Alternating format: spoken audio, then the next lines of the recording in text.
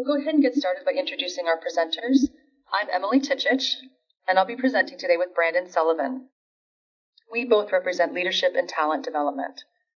We're also lucky to have Laura Negrini here with us today. She's a manager from talent acquisition.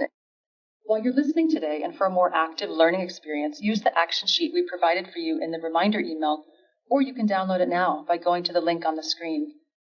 The formatting works best if you open it in Microsoft Word. Use it to follow along, jot down notes, and also this becomes your takeaway to help reinforce learning, and it's also something you can reference. Don't worry if you don't fill it out completely during the webinar. We'll point out other opportunities for you to use the action sheet, but you can also look for the icon on the slide, which will prompt you to use it, and you can see the icon there right in front of you. At this point, I'd like to welcome everyone again, and thank you for attending our webinar today on selection and hiring. To start off today, let's take a look at some of the common pain points hiring managers experience during this process. We'd like you to share your experiences with us, but remember, more importantly, this is a chance to give other participants a glimpse into what other people experience during this process. As I read through these common pain points, please think about your experiences and respond in the chat. You can write the corresponding letter or letters. So the question is, in your selection and hiring experiences, which of the following challenges have you encountered? 1, no candidate or too many candidates rose to the top. 2, the process took too long. 3, the interview process wasn't illuminating enough. 4, the new hire had too many training needs. 5, maybe you didn't agree on who to hire. 6, you were under a lot of pressure to hire quickly. Or 7, other. So maybe there's something else in mind that you could also add to the chat. Thank you. I see several chats. I see several responses coming in. Wow, 1, 2, 4, 5, 6, all. Yeah, great. So I hope it's really evident to you now that you are not alone. This is super interesting. Thanks to everyone for responding. This list was generated by input we've gotten over the years from hiring managers. We think it's pretty reflective of common challenges in the selection and hiring process. There are some other challenges listed here too. Well, it looks like most of you are saying 2 and 6, 1. Yeah, okay, great. This is so interesting. It's so clear here that challenges are an inevitable part of the selection and hiring process because of, priorities, time constraints, job responsibilities, or any number of other obstacles. I think the fact that you're attending this webinar today demonstrates an interest in, we hope, sharing your experiences and also finding some tips for how to minimize the effects of these different obstacles. The selection and hiring process is complex. I think we all know this. It involves many important steps, systems, people. Some of the steps include writing a position description, posting a requisition, getting approvals, arranging a hiring team or a committee, interviewing, of course, finalizing a hire, and there's many, many, many more steps. There's no shortage of useful documents provided by Human Resources and your department here at the U to help you along the way. But in this webinar, we invite you to take a step back from these important details and to re-examine some underlying principles that can make your process even more effective and hopefully less daunting. Knowing why you need to apply these best practices is crucial for having a positive outcome to any process you undertake. The goal of this webinar today is to guide you through how you can make the best hiring decision. That's what we all want. Today, we will not cover every step of the process, but instead, we'll focus on 3 major points. First, analyzing the needs of the position. Second, designing interview questions that are hopefully effective and job relevant. And third, making a hiring decision and what considerations we need to take to make an unbiased hiring decision. We'll take a look at some of the challenges that supervisors often face in the process and highlight key questions that every hiring manager should be asking themselves when in the process of selection and hiring. We have lots of ideas and resources to show you in the next 45 minutes. As we do so, I hope you'll be thinking about your own situation and circumstances and how these might spark improvements, no matter how small. We don't expect you to change your selection and hiring approach all at once. That's too much to ask, of course, and maybe it's not necessary. But what we do encourage you is to examine your current approach based on best practices and identify areas for improvement.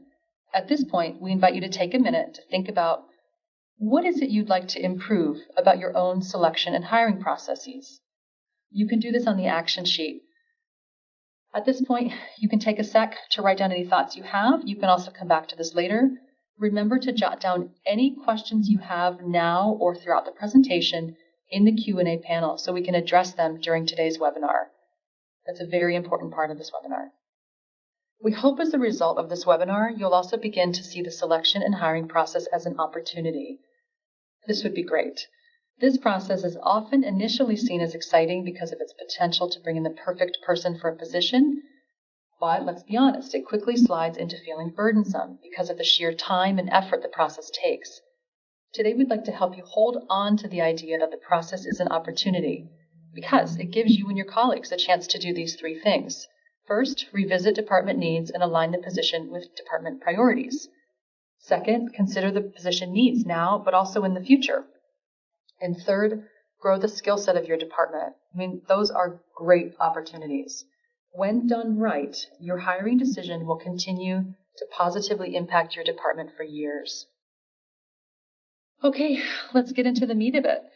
As I already mentioned, today we're going to focus on the three key steps of the selection and hiring process. The first step, as we mentioned already, is analyzing the needs of the position. And Brandon, thank you, is going to walk us through this. Thanks, Emily. Well, determining the needs of the position is an important first step for getting a fresh, clear view of the current and future responsibilities of the position and how they connect to departmental priorities. Some important questions to ask at this point include, how will this position help achieve the department or unit goals? In other words, how does the position contribute to the broader priorities of your department or unit? What are the specific responsibilities of the position? What will the position look like 3 years from now? And you may not know for sure, but it's really important to be thinking about that. What is this going to look like going forward? And finally, what specific skills, knowledge, and abilities are needed? For example, on our team, we support the supervisory development needs of about 6,000 supervisors across 5 campuses. The only way we can reach an audience of this size is to deliver some of our training online. Now, this is a really big change for us. Just a few years ago, all of our supervisor training was done in person, which meant we could only reach a small portion of our audience. So when a position opened up on our team, instead of simply hiring another consultant to deliver the same old in-person training, we analyzed our needs and decided to reshape the position to focus on developing tools and content we could deliver online to a much larger audience. This meant we needed to look for different skill sets, knowledge, abilities, because we knew the department instructional needs would be growing in the coming years. For any position, it's important to think about why you are looking for a new hire and aligning those needs with the current and future needs of the department. When determining what skills are needed, it's also helpful to think about when they're needed, and this will help you prioritize the skills.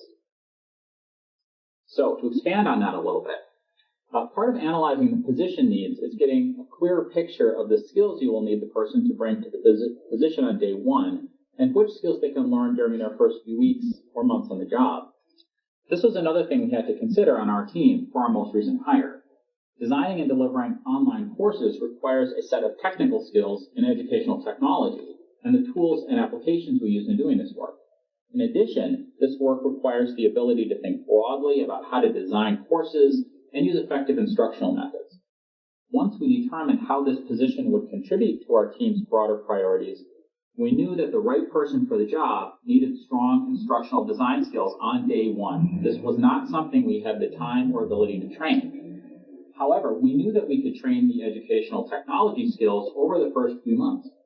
So although the perfect candidate would have both sets of skills, we were clear about which one was most critical on day one and which could be trained on the job. This approach can also help broaden the candidate pool by identifying which skills can be learned on the job, potentially drawing more candidates with manageable training needs to apply. Remember, helping a new hire to learn on the job requires time and effort. Hiring managers often feel constrained by these things, and it's important to have a realistic plan for how to find the resources to support the learning and development needs of new hires. This doesn't just refer to formal training. It also refers to informal learning that helps the new hire understand the department and how it works. In doing that, make sure you're not making the error of short-term thinking. Because spending 6 weeks training a new employee now may seem like a lot, but that employee may be with you for many years and be able to contribute to the department in countless ways. So in your department, think about a recent hire or a currently open position. What skills could you identify as needing on day one, and which might be learned on the job in the first few weeks or months? One important thing to do when analyzing the position is to identify the minimum required skills needed to meet the goals of the position. In the previous example on our team, at first we wanted to hire someone with instructional design experience. However, we didn't want to limit the candidate pool too much, so we changed our minimum qualifications from master's degree with no experience to bachelor's degree with 2 years of experience. The change allowed us to widen our candidate pool and look at a more diverse group of candidates that still had the skills we were looking for. We know that many hiring managers desire to increase the candidate pool in order to find the best candidate. Many efforts to reach wider target audiences at the university are invaluable and effective. On a smaller level, have you considered how a job description can reduce or increase your target audience? Analyzing the needs of the position is an important step in any selection and hiring process. If you overlook something or get this part wrong, you may end up hiring someone without the right skills for the position. The good news is that this analysis doesn't have to only come from you. Talk to others in your department, either formally or informally, to get their input on position needs. So, to recap, there are 4 key considerations when analyzing the needs of the position. First, how does the position contribute to the broader priorities of your department or unit? Second, what are the goals and responsibilities of the position, or what does success actually look like? Third, what are the skills, knowledge, and abilities specifically needed to succeed in this role? These are also known as key competencies and include both technical knowledge as well as leadership competencies, which describe how the work gets done.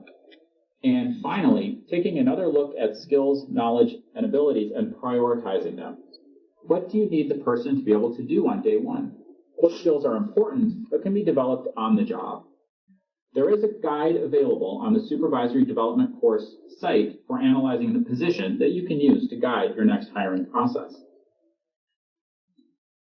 Analyzing the position is a crucial step in making a good hiring decision, so don't skip this step. It can be tempting to skip it and just pull out the old job description and move that forward. So please take a moment right now to consider what questions have come up for you as you've been listening. You can submit them in the Q&A panel so we can address them towards the end of the webinar.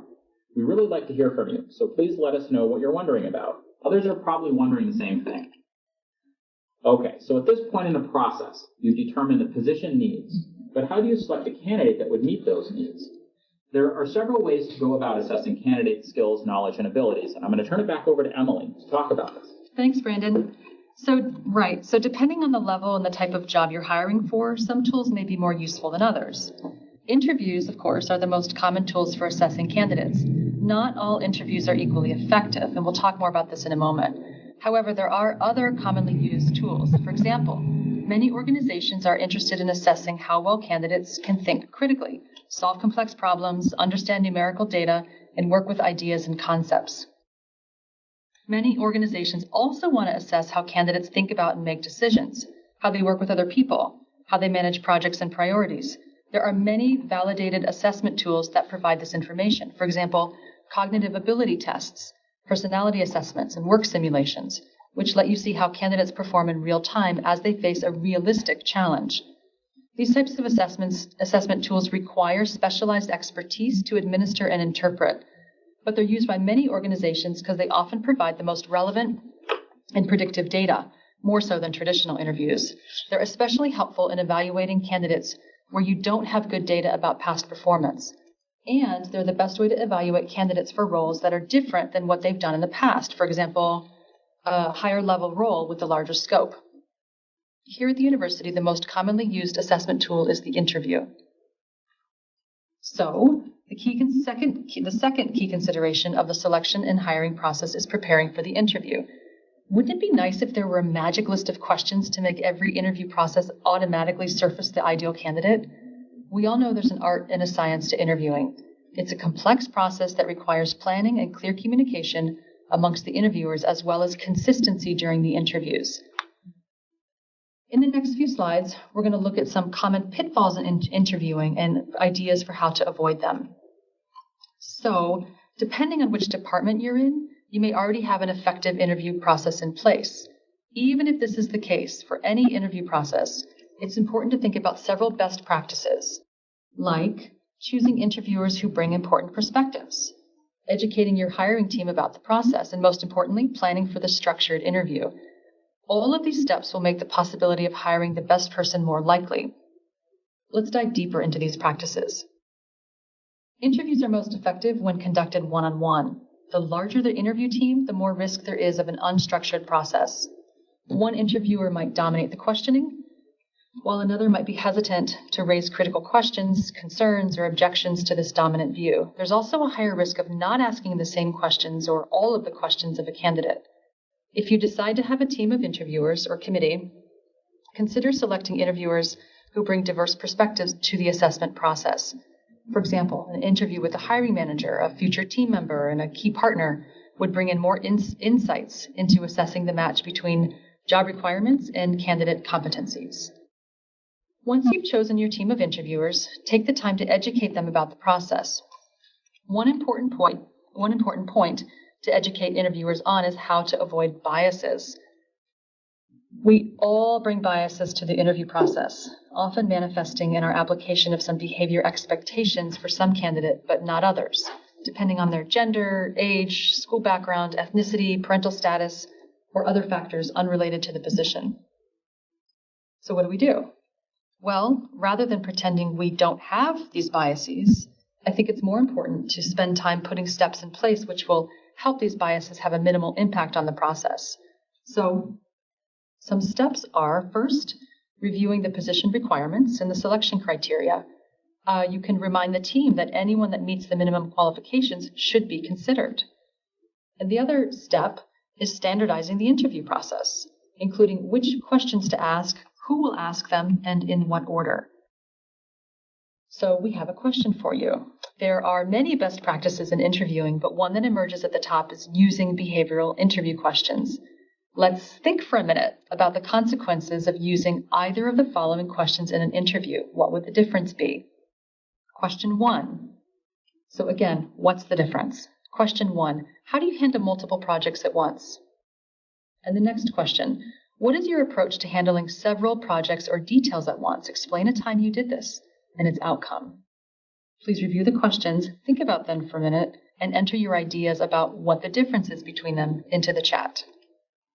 Good. Someone has pointed out the second one looks for evidence-based answer.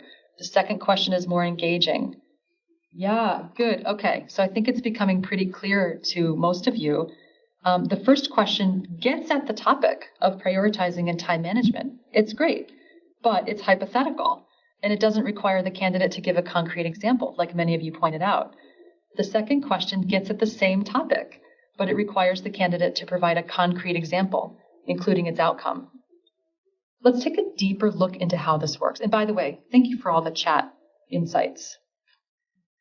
So, how does this look? As you listen to the following 2 role plays, think about the information you're getting from each candidate and how you could use it to inform your hiring decision. So here's the first role play. How do you handle multiple projects at once? I always make sure to clearly prioritize my projects. I organize my time so that I focus on the most important work while also being mindful of deadlines. If there's a deadline looming, I'll make sure to get everything done on time. I also make sure to over-communicate because collaboration is so important in this work. I really believe in strong project management skills. I'm good at that. Thank you. And now we have the second role play. What is your approach to handling several projects or details at once? And explain a time that you did this and its outcome. Well, I just finished 3 projects, and it wasn't easy because they were all really important and the deadlines kept shifting around. So at first, I put together a big spreadsheet and I broke my work down into smaller pieces with due dates. That approach didn't work so well once we got into the work because some things took longer than we expected. We also realized that our project plan was actually missing a few steps. I'm typically a pretty structured person, but my usual approach didn't work with these projects. So I came up with the idea of a simple document with key stages of each project, the current status, and deadlines. I shared this document with the teams, and we used it to keep each other updated. Most days, I reviewed these documents and checked in with other members of the team. It did take a lot more communication and ongoing adjustments to the plan, but in the end, it worked pretty well. So, thank you. These two responses may both sound pretty good, but how can you use this information to assess a candidate's ability to be successful in their work? Notice that when talking about time management, the first candidate's answer is vague, hypothetical, and doesn't actually say anything about their past behavior. In fact, it sounds like a canned answer that this person was trained to give. The person says, I organize my time so that I focus on the most important work, while also being mindful of deadlines. If there's a deadline looming, I'll make sure to get everything done on time. It sounds great, but we don't know if they've actually done this. As a hiring manager, it's clear that you're able to assess the second candidate's experience objectively, using the examples they gave, because they gave an actual example of the situation and their behaviors and the impact on their work. So let's listen again to part of their response. So I came up with the idea of a simple document with key stages of each project, the current status, and deadlines. I shared this document with the teams, and we used it to keep each other updated. Most days, I reviewed these documents and checked in with other members of the team. It took a lot more communication and ongoing adjustments to the plan, but in the end, it worked pretty well. So yeah, the first candidate may also have strong time management skills, but the response simply isn't concrete. So the hiring manager may have to end up making assumptions about what exactly this would look like in practice, which, as we know, is not a best practice in hiring. I hope you can clearly see how using behavioral questions can help reduce speculation and subjectivity. Anytime you're making fewer assumptions, this decreases the possibility of bias or a gut reaction creeping into your decisions. At this point, let's stop and take a short poll to review behavioral questions, and I think you'll like this one. We have a short poll with 4 questions. If you would please read through the questions. Which questions are behavioral questions? You can select your answers in the poll, and there might be more than one. Great, looks like there's many responses coming in. Thank you. Let's take a look at your ideas. So maybe you figured this out. I think many of you did. The behavioral questions are A and D. So A says, describe an experience you had mentoring or training someone. How did it go? What did you learn? Great. And D, explain a time when you had to approach someone who didn't agree with you on a work-related topic. What did you do? Why? Yeah, both of these ask about a concrete experience and its impact. There's no room for speculation about a candidate's behavior with these questions. Great. I'm so happy you found it. Question B, what did you think? It's super interesting, right? But is it relevant? I mean, this kind of question can be great in an informal conversation to get to know someone, but it has no place in a formal structured interview. And if I asked you, you could probably think of lots of questions like this that might creep into your interviews or your tendency to include them in an interview. So just, again, remember, it's not relevant. Question C, and many of you chose this one. It's definitely a lot closer to an effective question. But did you notice? It's hypothetical. It leaves too much room for speculation about the candidate's behavior. Better to make it concrete so you can get a clear idea of the candidate's behavior and the impact of their behaviors. Just to point out the word would. What would you do? How would you approach? Again, so we're not sure. If you only take one thing away from this webinar, we hope that you can recognize the usefulness of behavioral questions and why they're an effective way of determining a candidate's potential to be successful in the position, and also how they help to reduce bias in the process. There's simply no speculating. Let's hear more about choosing interview questions from Brandon, who has some interesting insights to share. Thanks, Emily. So if you're currently interviewing from a list of interview questions, do you know when that list was last reviewed? There are endless types of interview questions that can be useful, but one thing to look for is whether they are asking candidates to talk about a hypothetical situation or real experience. Now, for me, before coming to the university, I spent much of my career as a selection assessment consultant. So I helped organizations assess candidates for leadership roles using interviews and a whole range of other tools. When people heard what I did for a living, they often asked me, what's the best interview question, right? They wanted to know the trick, the magic question. They were usually pretty disappointed to hear there aren't magical questions. It's really more about the answers and getting the right answers to the questions. The key is making sure that the candidates answer the questions in a way that describes specific situations that are similar to the ones they'll face in the role you're hiring for. They explain how they handled those situations specifically. So what did they do?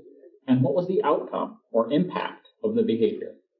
A good question is important. There are a lot of bad ones, and it's important to have good questions. But the magic is getting information about the situation, the behaviors, and the impact of the outcome. And this requires asking good follow-up questions to give the candidate the opportunity to share all of this information. It's not just about good questions and follow-ups. The candidate also has to answer the questions in a way that provides the information you need to assess their skills, and that's their job. So there is another side to this coin, and that is you may have a candidate who doesn't answer the questions you're asking. Some red flags to watch out for during the interview are when a candidate doesn't listen to your questions, doesn't seem to understand the position they're applying for, and isn't interested in learning more. I've seen that many times, and I'm sure many of you have. And when they don't show awareness of their own development needs or what they need to work on to improve. And this happens a lot, especially when people are prepared to give canned answers. Remember that I'm a perfectionist answer as what's your biggest weakness, right? So when these kinds of things happen, your role as the interviewer is to do your best to get them back on track by clarifying what you're asking and following up when an answer doesn't give you the information that you need. To recap, the interview process requires consideration of 3 important steps. First, choosing interviewers who bring important perspectives. Second, educating your hiring team about the process. This is really important, and it's easy to skip over this step. And most importantly, planning for a structured interview. To help you with this, the Supervisory Development Course website has an interview guide that outlines the purpose of behavioral questions and the connection between using them and reducing bias in the selection and hiring process. In this guide, you'll find a list of the University of Minnesota behavioral competencies and questions connected to each competency. This guide is designed to work at the individual contributor level, but it can be adapted for management roles as well.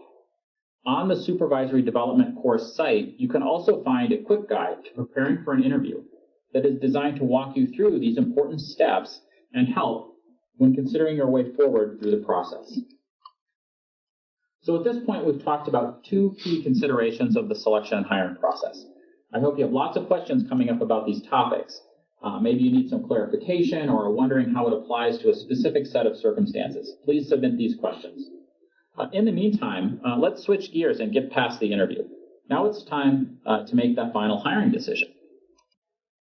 In your hiring experiences, have you ever at any point said, I think they'd be a good fit here? Now be honest, if you're watching in a room full of people, you don't have to raise your hand or anything.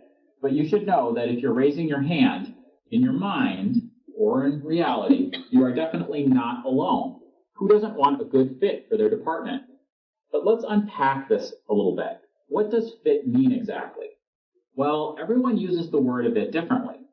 Often we feel like someone would be a good or bad fit based on our gut reactions. Unfortunately, our gut reactions are often based more on how comfortable we feel about a candidate, which can be more about how similar or different they are to us, or about how well we think they would get along with other people in the department or team. We often feel uncomfortable when someone is different from us, and if we're not careful, this discomfort can turn into a gut feeling that someone is not a good fit for a position. For example, you may find yourself thinking, well, they have the skills we need, but I just don't think they would get along with the people here. Their style just isn't a good fit, or I have a hard time picturing them in our department, or I really need another meeting. So what is a good fit? Well, a fit between the needs of the position and the skills, knowledge, and abilities of the candidate is the fit you're looking for. And sometimes this kind of fit means hiring someone who makes us a bit uncomfortable or who will challenge us to think differently because that's what we need. So next time you interview, I would encourage you to allow yourself to acknowledge your feeling about a candidate's fit, but also to take a step back and unpack that judgment and make sure it's not a result of bias toward or against a candidate, but rather a reflection of how their skills and experience would contribute to the needs of the position, based on concrete examples of their work.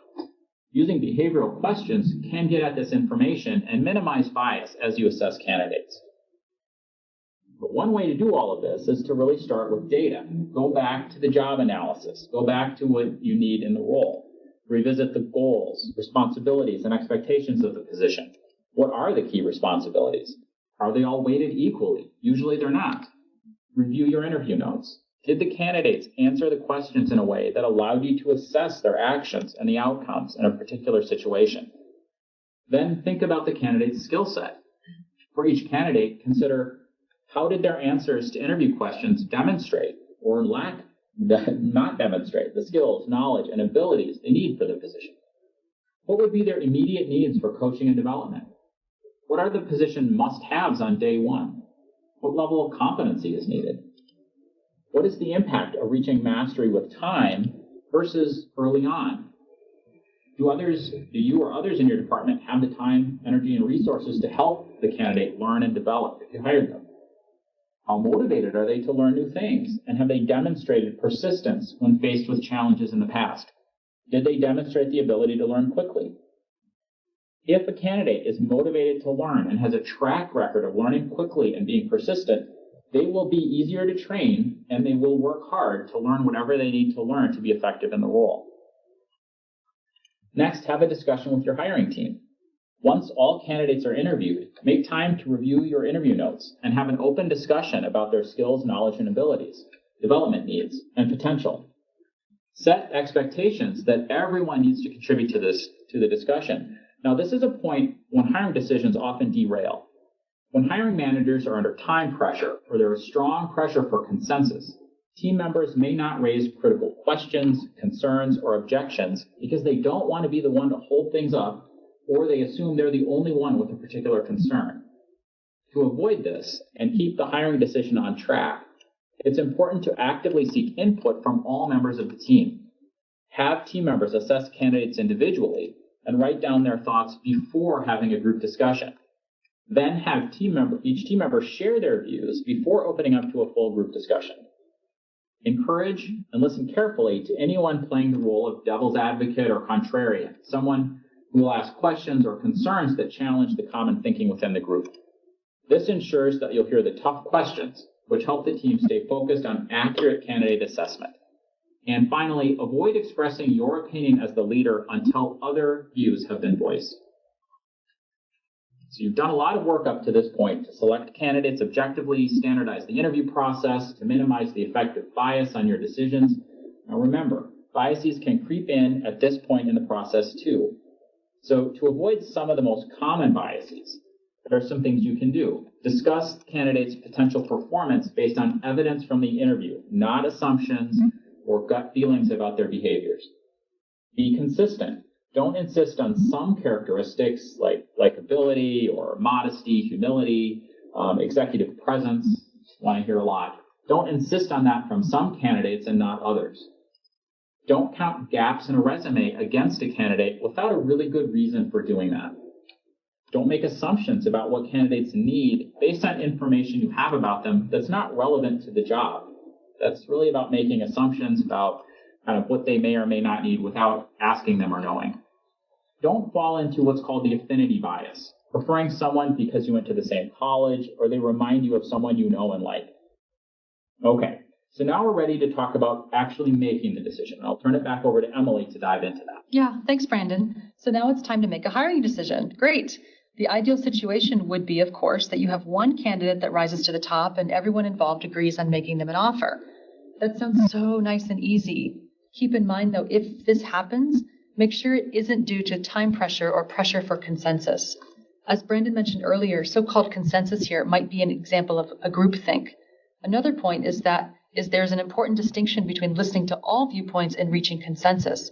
Ideally, everyone involved in the process will reach consensus about a final candidate. But remember, that's not an exact goal. Is a consensus really possible if people have different opinions? As a hiring manager, what you are most responsible for is listening to and valuing everyone's viewpoints.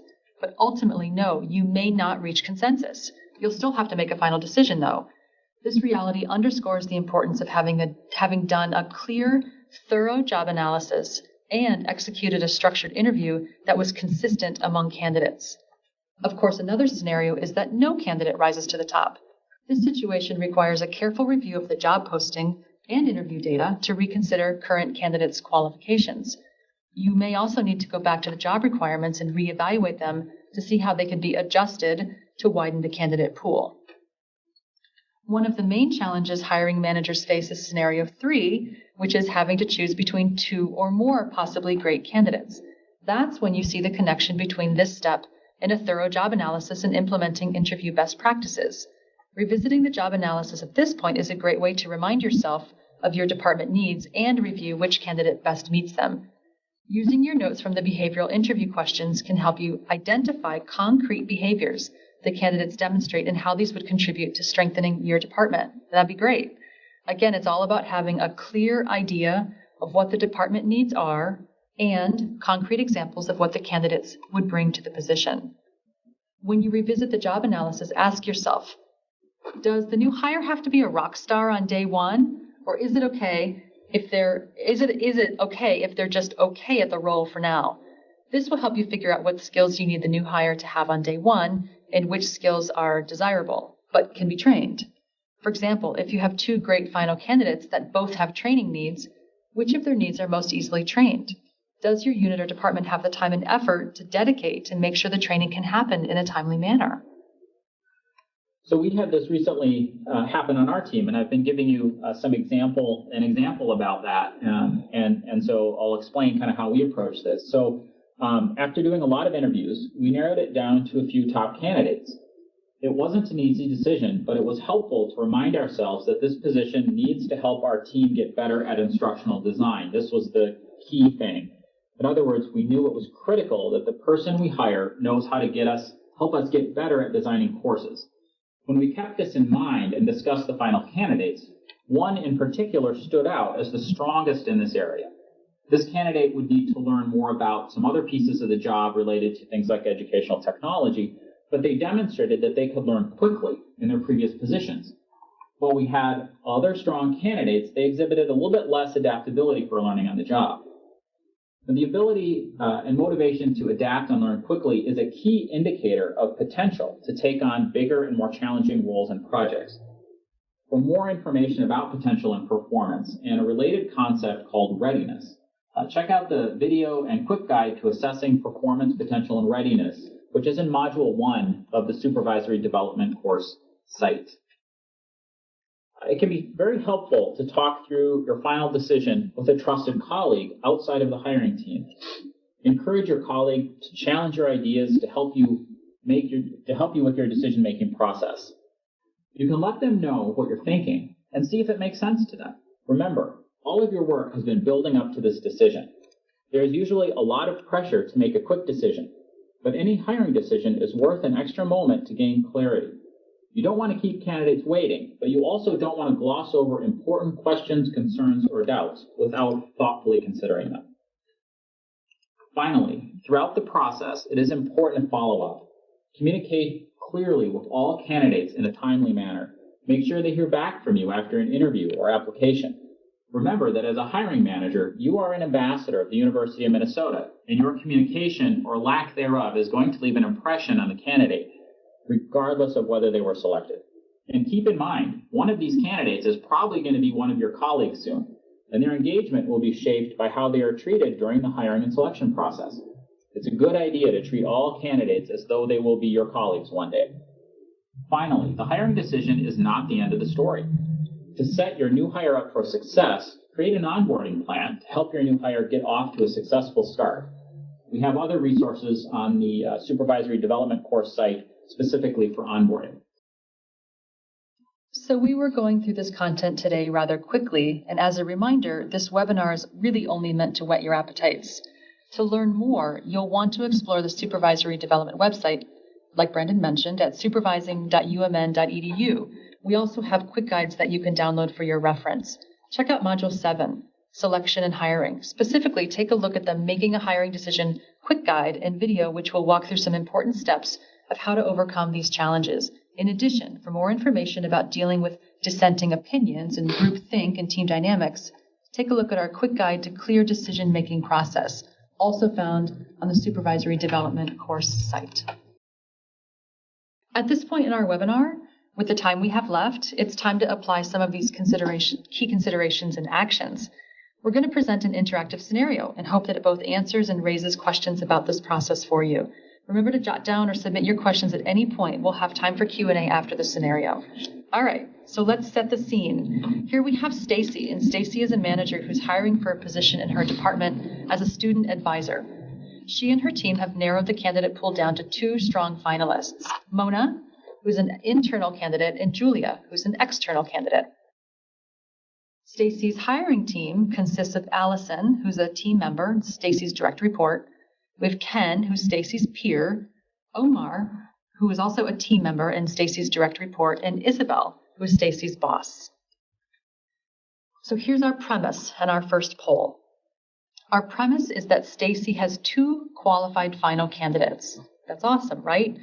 Stacy and her boss have interviewed them, and both candidates have the potential to be successful in the position, and they don't have any critical gaps. Both bring different skills and expertise. Mona has quite a bit of relevant technical experience, while Julia exhibits strong collaborative skills. At this point, there's no clear final choice. Remember, this is for a student advising position. Question for you. What would you do if you were Stacy? Would you A, hire Mona, B, hire Julia, C, just take a vote, D, maybe repost the position, or E, an other, and you could indicate in the chat what your other action would be. So I'll give you a minute to answer the poll question. Thank you. Great. I see take a vote. Groupthink. Good. Re-interview the final candidates. Yep, another interview. Okay. These are great suggestions. Take a vote, bring team together. Oh, yes, weigh the pros and cons of the KSA is awesome. Speak with, oh, wow, you guys have great ideas. If you selected A or B, I'm not surprised. Who doesn't want to make a decision quickly? After all, both candidates are great, right? If you chose D, I would ask you, how would you repost the position in a way to get a different outcome? Choice C, taking a vote, yeah, it looks pretty popular, and it sounds very democratic, right? Very good. But remember, as the hiring manager, you don't necessarily need consensus. It's more important to think about the job needs and to listen to everyone's viewpoints. So if you were someone who said, go back and look at the KSAs, yeah, I'm with you. It's at this point that you need to take a step back to consider what you know about the job needs.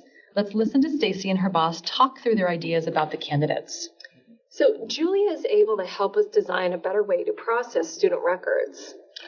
That sounds great. I'm a little worried about her technical skills, though, since it seems our best advisors have pretty advanced technical expertise. Yeah, I know. I'm wondering if bringing in someone who has stronger collaborative skills would help us streamline some processes.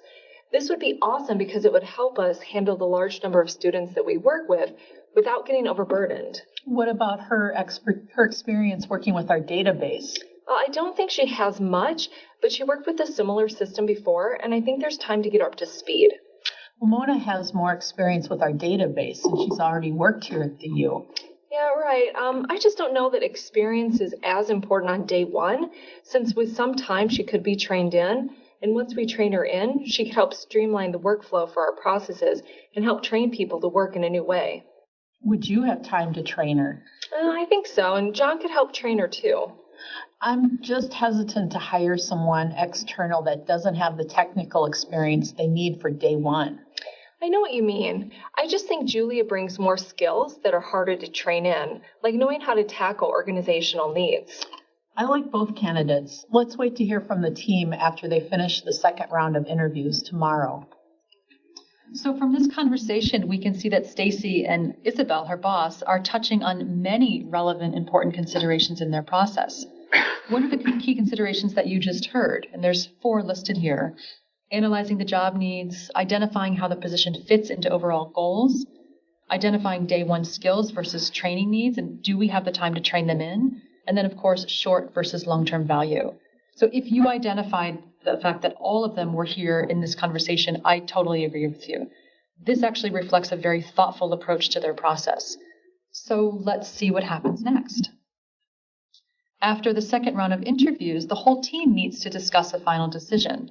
On the way to this meeting, Allison and Omar have a short conversation in the hallway. I hope we can make an offer soon. We really need someone in the position as soon as possible. Well, which candidate do you think is the best choice? I think Mona is an obvious choice. She'd get along great with our group. So conversations like this are not very uncommon. Have you ever had a conversation like this about a candidate? I think most of us have. I know I have. It's a natural tendency to discuss candidates outside of formal meetings. Do you see any problems with this? If so, or if not, please enter your ideas into the chat. We'd love to hear what you think. I will see what's here so far, and yeah, I think you guys are totally nailing it. There's one person influencing another. There's, they're feeling rushed. The other committee members or team members aren't here and they're not able to weigh in. And also, this conversation isn't driven by data. It's driven by personality and also feeling rushed. So thank you for your input. Let's move on to the next meeting. And this is the meeting where everybody's there. In the next meeting, the group discusses the two candidates and they try to make a final decision. I think we should hire Mona. I agree. I think she'll be a great fit with the team. Yeah, how so? She seems to be easy to talk to, and she has a ton of technical knowledge. She's worked with our database, which is a total plus. Yeah, she seems like a shoo-in. Let's make an offer soon. Oh, great. I'm glad you both agree. It would be great to get this wrapped up soon. Omar, what do you think? Yeah, sure. So what is about to happen here? We have a poll for you. What's about to happen here? A, are they going to hire Mona without everyone's input? Or B, make a subjective decision? Or C, use time constraints to rush a decision? Or D, all of the above? And this is not a trick question. What do you think? Right. If you said A, I agree with you. Or B, or C, or D, I totally agree with you. It's all of the above. So have you had an experience like this before? I mean, again, as a hiring manager, it's your responsibility to get past the need for consensus. Most of the team members are engaged and enthusiastic in this discussion, which feels like agreement. It's great. But what's missing? First, we notice not everyone is being heard. What if Omar has a valuable insight into a candidate? Is it worth pushing through a decision and overlooking a factor that might come back to create job-related challenges later? So what should Stacy do at this point? It's common for interview team members to want to reach consensus, and to do that, they may not express their opinions openly, especially if they're not the same as other team members. Stacy needs to prioritize hearing from all people over the time pressure that she feels to make a decision. Let's listen to her handle this differently. Great. I'm glad you both agree. It would be great to get this wrapped up soon. Omar, what do you think? Yeah, sure. Well, Omar, what do you really think? If everyone is in agreement, then the decision is fine with me. Well, your opinion is valuable. I asked you to be on this team for a reason. Well, I see why the team is leaning towards Mona. I agree that she seems to have a great personality and also brings a lot of technical knowledge. However, I think Julia has other skills that our department would benefit from. I like the way she talked about how she approached a recent project at work and tried to bring people along in the process. I think it's really important to have this approach because we constantly try to improve our processes and face resistance from people who don't want to learn a new process or are set in their ways. Her approach exhibits a clear willingness to be open to new ways of doing things and standing by her decisions, even if they are not initially well received by others. Way to go, Stacy and Omar. After this conversation, she decides not to rush and takes the team back to the job description to review the concrete needs. She realizes both technical skills and collaborative skills are important to the position. Which is easier to train a candidate in, technical or collaborative skills?